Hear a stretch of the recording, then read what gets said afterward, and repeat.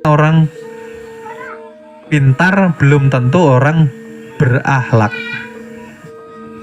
Karena orang berakhlak itu beradab. Orang beradab karena mengenal diri. Ini loh akibatnya seperti ini. Kan jalannya sudah, kendaraannya sudah, mengenal. Tadi saya katakan, kalau sudah sampai ke makomnya tasawuf, makrifat harusnya bahagia. Kalau tidak, perlu ini dikoreksi lagi, perlu rajin belajar lagi.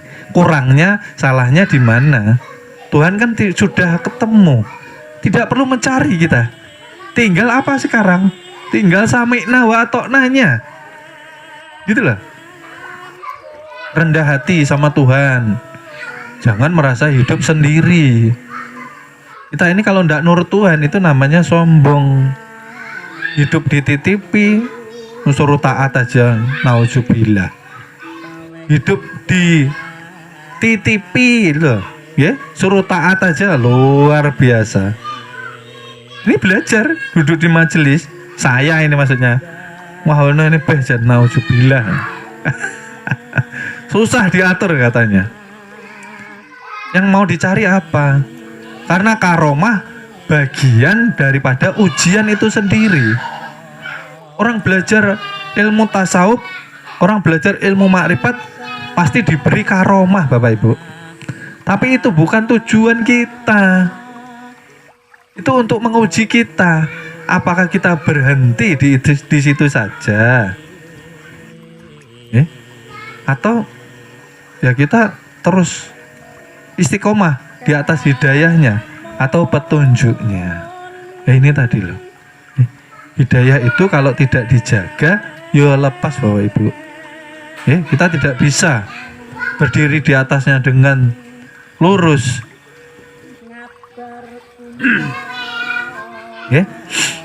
Jadi yang pertama ini tadi taubatan nasuha.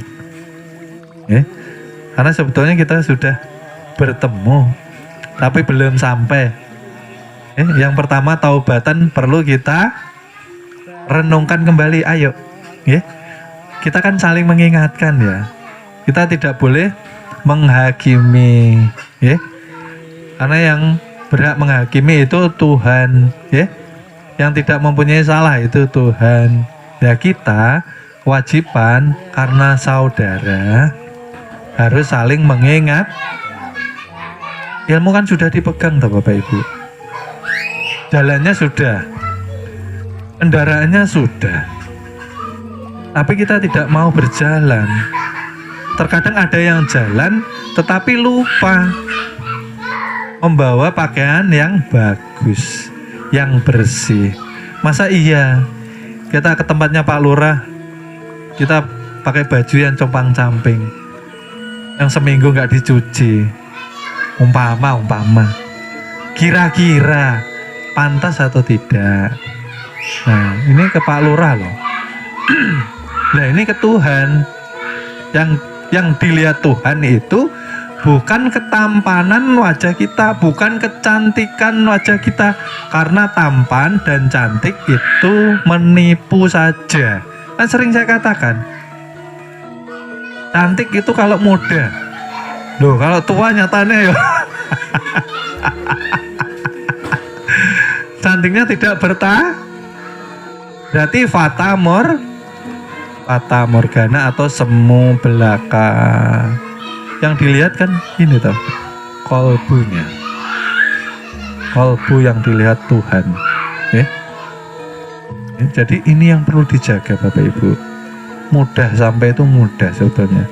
Kita yang mempersulit, kita yang bikin ribet, kita yang tidak mau usaha, maunya instan.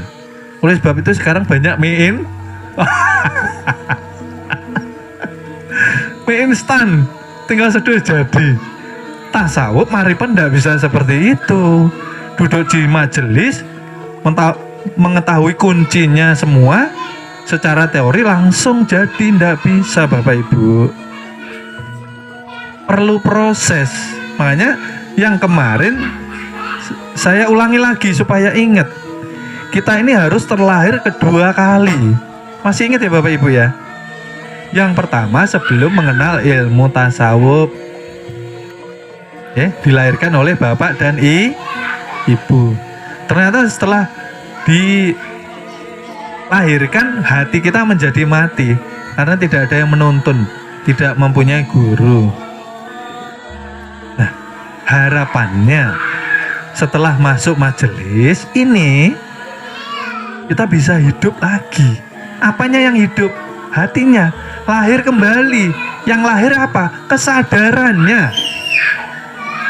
Kesadaran yang tadinya belum pernah lahir daripada wawasan ilmu, sekarang menerima wawasan ilmu, harapannya lahir kesadaran, hidup hati, sadar diri.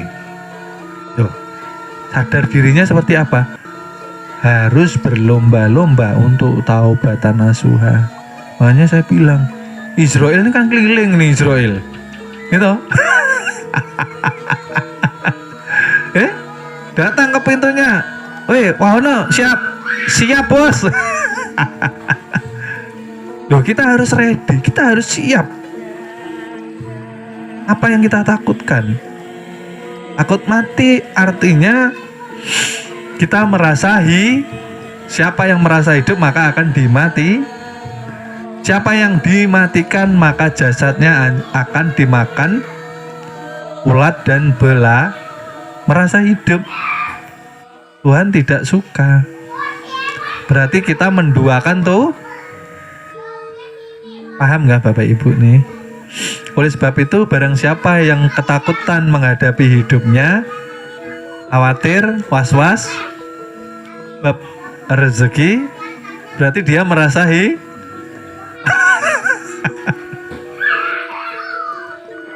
jenazah itu mikir kan enggak dia? Nah, mau dimandikan kah? Mau dikubur kah? Mau dibakar kah? Mau diangin-anginkan, ada yang protes.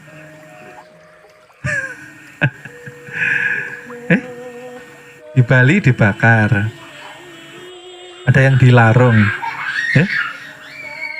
ada yang diangin-anginkan, ya, ada yang protes? Tidak ada.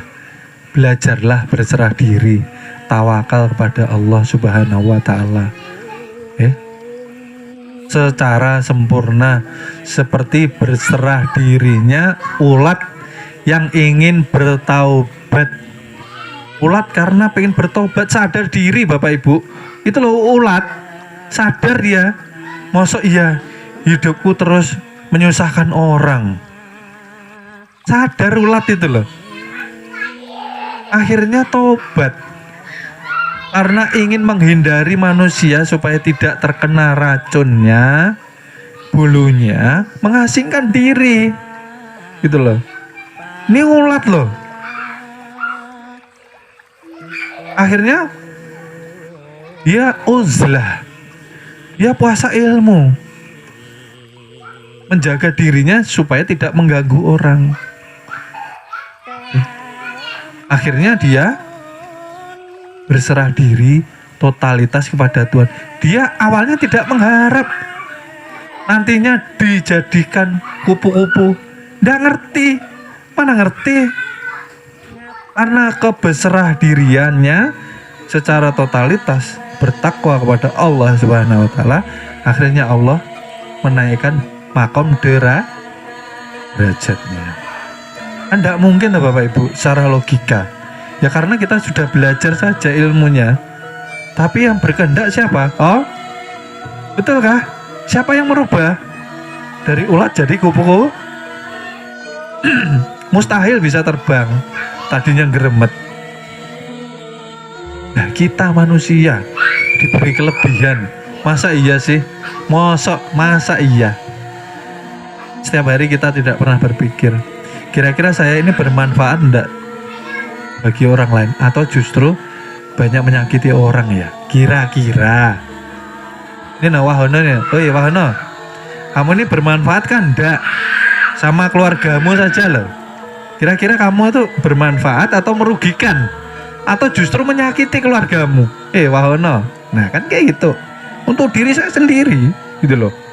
Tafakur kan seperti itu tuh Bapak Ibu. Apa gunanya diberi hidup kalau kita termasuk di dalam orang-orang yang cela? Apa? Justru menambah menambah siksaan kita di alam kubur itu enggak sebentar loh. Masa iya mau dipenjara di alam kubur? Kan saya selalu berdoa, saya mendoakan kepada Bapak Ibu semua jamaah mudah-mudahan berpulang ke rahmatullah dengan husnul khotimah. Yang pertama, mudah-mudahan alam kubur tidak menjadi penjara bagi Artinya apa? Mudah-mudahan saya berdoa para jamaah semuanya menjadi walinya Allah. Seorang wali itu tidak dipenjara di alam kubur. Alam kubur itu pintu masuk saja, ada pintu keluar. Ya setelah dimasukkan bisa keluar kapan saja ketika Allah mampu. Allah mampu. Nyatanya wali itu ada kuburannya sampai 9, sampai 7, sampai 5.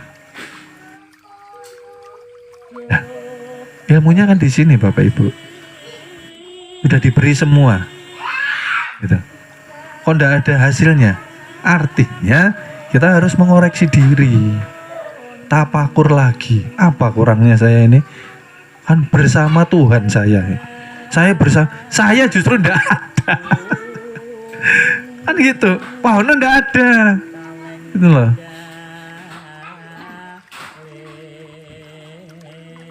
Dari awal kita dijadikan, disitulah kita tidak Nah seperti itu loh Bapak Ibu. Dan yang ketiga, doa saya para jamaah ini, yang tadi husnul khotimah, yang kedua di alam kubur itu menjadi pintu keluar dan pintu masuk, tidak terpenjara. Yang ketiga apa? Kita selamat daripada siksa kubur. Dan yang keempat, doa saya, kerinduan saya, di dunia kita berkumpul di majelis, di akhirat pun kita berkumpul di majelis bersama-sama kita. Mudah-mudahan tidak terpisah. Itu loh. Itu doa saya, harapan saya. Tapi saya pun tolong dibantu. Bagaimana kita mau menuju ke doa itu sedang kita mencari kemarahan Tuhan terus. Kita mencari kemurkaan Tuhan. Kita menapaki jalan-jalan menuju pintu api neraka. Jalannya sudah diberi toh Bapak Ibu. Maka itu ayo mari kita taubatan nasuha. Itu yang terpenting loh Bapak Ibu. Kalau Ibu mau bertawakal, berserah diri, malam coba merenung. Tuhan itu sangat dekat. Ya. Bahkan pada titik puncaknya kita yang tidak ada. Kita yang lenyap, kita yang fana. Betul kah? La maujud bihaqi'i loh. Oleh sebab itu saya Siti Jenar sebetulnya tidak pernah mengaku menjadi Tuhan. Saya Siti Jenar menyatakan bahwa yang ada hanya Tuhan. Saya Siti Jenar tidak ada. Seperti itu loh Bapak Ibu. Yang kedua, setelah taubatan kita renungkan, kita tafakur, akhirnya kita punya niat, masuk ya kita kualitas kita kalah sama ulat itu tadi sih. Harus lahir kedua kalinya dengan kesadaran yang penuh, kembali mengenal bahwa kita selalu bersama Tuhan. Yang kedua apa Bapak Ibu? Setelah bertaubat, bersyukur. Nah, bersyukur ini artinya masih ingat Bapak Ibu bersyukur seperti apa? Bukan ketika menerima makanan, alhamdulillah, bukan seperti itu. Ketika datang gajian, alhamdulillah, bersyukur bukan seperti itu. Bersyukur ialah Bapak Ibu, ya. Hakikat bersyukur ialah kita harus menjalankan semua yang diperintahkan Tuhan, dan kita harus meninggalkan semua yang Tuhan larang. Karena apa? Untuk kebaikan kita sendiri. Itulah hakikat bersyukur. Apakah kita sudah bersyukur? Nah, itu perlu kita renungkan, Bapak Ibu. Oleh sebab itu, ketika zikir, maka akan membasuh yang namanya kotoran-kotoran yang ada di dalam hati kita, di titik-titik latifah yang ada di dalam diri kita. Zikir itu lantunkan, zikir itu istiqomahkan. Habis sholat, setelah sholat, di luar rumah, ya, sudah diajarkan dengan zikir zahar, ya. La ilaha tiada Tuhan, tiada Tuhan selain, tiada yang wujud, tiada yang nyata, tiada yang hidup. Ternyata Allah juga yang ada, bukan saya. Mana ndak ada. Lalu setelah selesai sholat, zikir kalbunya dikencangi, Allah, Allah yang ada, yang hidup, yang berkuasa, hanya Allah, Allah, Allah, Allah. Lanjut lagi, keluar rumah, jangan diucap ya. Ini maksudnya jangan diucap. Ini maksudnya napas itu berzikir. Zikirnya, aku ini loh yang wujud, yang kuasa atas dirimu ini aku, bukan kamu. Gitu. Sadarlah. Aku Allah, aku Allah. Allah ingin menyatakan senyata-nyatanya. Kita bersama Tuhan. Kenapa hidup ini takut, resah, gelisah, khawatir?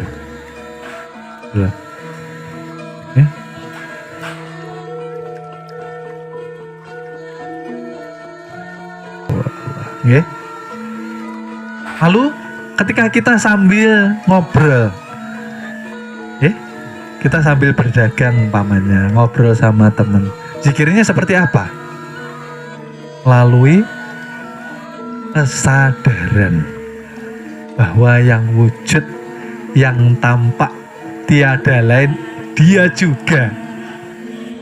Dalam kesadaran sambil seperti ini.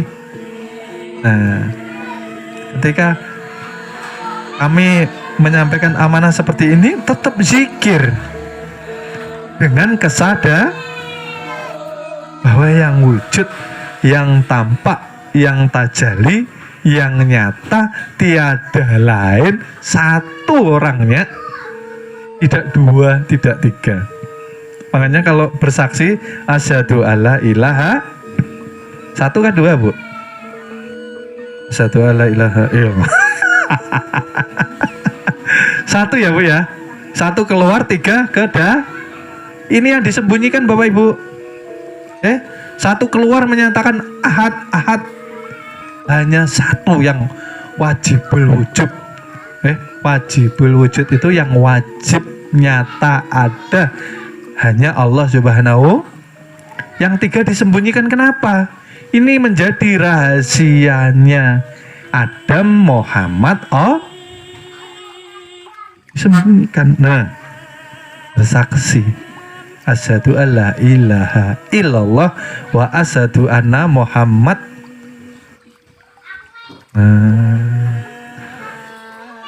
Seperti itu. Ketika kita sudah sadar,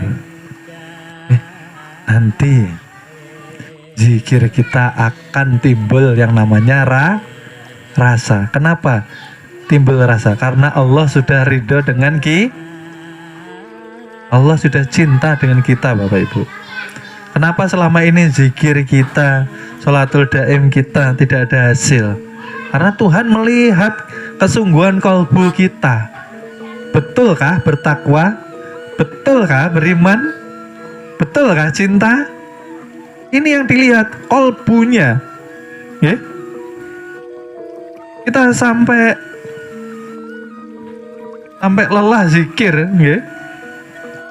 Diberi sampai ke kanan ke kiri mamanya. Zikir tidak mendapatkan apa? Ketika kita menjalani zikir, tapi kita mempunyai ambisi, pengen jadi wali Allah, pengen keramat, pengen bertemu Allah, pengen ini itu, cepet urusanku selesai, mudah-mudahan lancar rezeki, umpamanya. Tidak akan mendapatkan apa? Kosong, Bapak Ibu. Kosong dari apapun.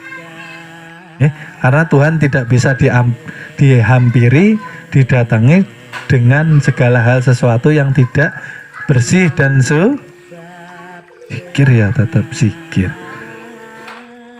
Dan membawa apa-apa. Diam di dalam kesadaran, sadar di dalam kehening, puncak sirul asrar. Di situ loh Bapak Ibu. Jalannya kan sudah, pemahamannya dipegang. Kenapa tidak sampai? Dikoreksi itu tadi. Obat dan syukurnya apa sudah dijalankan. Seperti itu. Ya karena kita mempertaruhkan keselamatan kita sendiri. Ya. Gitu loh. Ini saya ingatkan karena besok ini tidak menjamin saya sendiri. Yo siapa tahu nanti subuh Israel datang. Woi, wahono, buka masuk langsung. Artinya saya sudah menyampaikan semuanya yang terbaik, tinggal menjala. Loh, kita tidak boleh menyesal Bapak Ibu. Lebih baik menyesal di dunia daripada menyesal di alamku. Di dunia kita menyesal masih bisa memperbaiki. Hidup kita ini nilainya apa sih kalau tidak taat sama Tuhan? Apa ya? Tanya coba. Yang kita banggakan apa coba? Wong kaya ya kita nggak kaya, kita fakir semua. Kita ini orang miskin semua. Ini lahir loh, nggak bawa apa-apa. Hidup dibekali Tuhan, dititipi Tuhan. Jangan merasa punya, gitu loh. Oleh sebab itu tidak boleh mempunyai sifat pelit, gitu loh. Titipan loh itu. Paham nggak? Mati-matian. Tapi berani meninggalkan mati-matian. Yang mati-matian tidak dibawa menyesal jangan nunggu nanti loh. Baiknya menyesal tuh nanti pulang, ya, tengah malam mandi pakai air hangat, sholat taubat. Nah, setelah pulang sholat taubat, banyak istighfar. Mudah-mudahan Allah ampuni dosa-dosa kita. Loh itu, kalau nyata-nyata kita mau betul-betul merubah diri, tobat tidak perlu nunggu besok. Malam ini kan terakhir, besok tidak tahu. Nanti kan setelah ditidurkan kan kita hilang kesadaran diri. Mau ditanyain namanya siapa yang tidak ada yang jawab. Ya. Kekuasaan, kecerdasan, kemampuan Allah angkat semua. Seperti bayangannya itulah mayat. Siapa yang berkuasa atas mayat situ? Yang kembang kempis itu siapa? Tajali dari sifat dan zat. Nyatanya ruh luar masuk menjadi itu yang berkuasa toh. Nyatanya berarti kita tidak kuasa. Loh jangan main-main loh. Belajar tasawuf kalau tidak berani jihad binafsi beresiko Bapak Ibu. Artinya kita mempermainkan Tuhan gitu loh. Yo ayo, wahono, nggak usah main-main sampean ya. Seperti itu. Tidak penting kita dianggap alim orang, tidak penting. Karena penampilan itu tidak penting.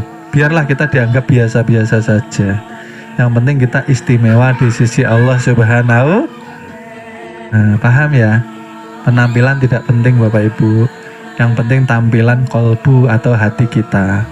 Ketika kita melihat orang, saudara, walaupun beda agama, beda suku, tapi kita mempunyai kasih sayang, ya, kita bisa memanusiakan manusia, mau tolong menolong, mau memuliakan, walaupun tidak seagama, karena hakikatnya yang kita pandang ada kezahiran zat dan sifat di setiap diri ciptaan Allah Subhanahu wa ta'ala. Bapak Ibu, itu sudah di puncak ini. Kita sudah di puncak, bukan mencari Tuhan lagi, tapi bagaimana kita menjadi rahmatan lil alamin. Bagaimana kita menjadi rahmatan lil alamin? Kalau sifat kita masih sifat binatang, masih sifat hewan, ya. Bagaimana sifat binatang dan sifat hewan ini kita bisa menjadi rahmatan lil alamin? Yang ada kita malah merusak, menyakiti, mencaci maki. Oh, kalau ndak sepaham, kalau ndak satu majelis, bahaya. Kalau nyumpahi ya Allah, kita tidak boleh merasa yang paling baik. Karena semuanya yang tidak baik ya mereka yang memfitnah, mereka yang menggibah, mereka yang buruk sangka kepada kita gitu loh. Jadi bagaimana sekarang kita menjadi rahmatan untuk alam semesta? Keluarkan dahulu sifat yang tidak baik yang ada di dalam hati dan kolbu kita, gitu loh Bapak Ibu, supaya hati ini bisa lembut Bapak Ibu. Mosok yo hati seperti batu dinasihati berulang-ulang kali tapi tidak ada yang bisa masuk ke dalam berarti hatinya seperti kenapa seperti batu? Karena tidak pernah dirawat, tidak pernah dihidupkan, tidak pernah taat kepada Allah Subhanahu. Allah mengatakan, bersihkan hatimu, basuh dengan zikir. Nah, kan sudah ada jalannya. Tapi kenapa kita tidak mau? Karena kita merasa sombong, merasa kuat, merasa hebat, bisa hidup sendiri, merasa hidup selamanya. Mungkin ya seperti itu ya, mungkin. Tidak ada takut-takutnya sama Tuhan, tidak ada malunya, Oleh sebab itu kita harus malu Bapak Ibu. Belajar tasawuf, belajar makrifat. Kita harus bisa menjadi suri tauladan yang baik. Yang terkecil di mana? Yang terkecil di lingkungan keluar. Tunjukkan toh, biar menjadi rahmatan lil alamin. Dari keluarga dulu, beri contoh yang baik. Kalau mampu di dalam keluarga kita menjadi contoh yang baik, insya Allah di masyarakat kita bisa menjadi suri tauladan. Wah, ini di rumah kayak perang Gaza. Ada piring terbang, sendok.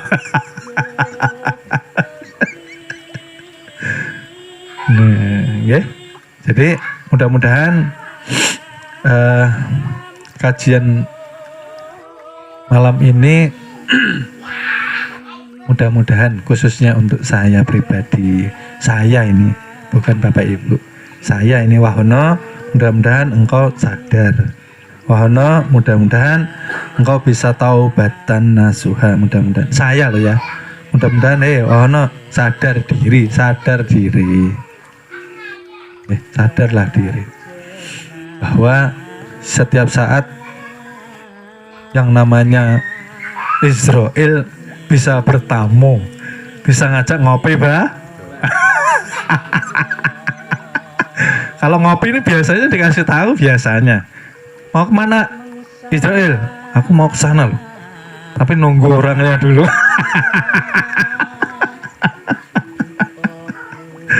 Ya Allah, ya. Mudah-mudahan untuk saya sendiri bisa insaf, bisa taubatan nasuha, bisa tahu diri, bisa menjadi harapan untuk menjadi kekasih Allah Subhanahu wa taala. Dan mudah-mudahan kita bisa menjadi rahmatan lil alamin.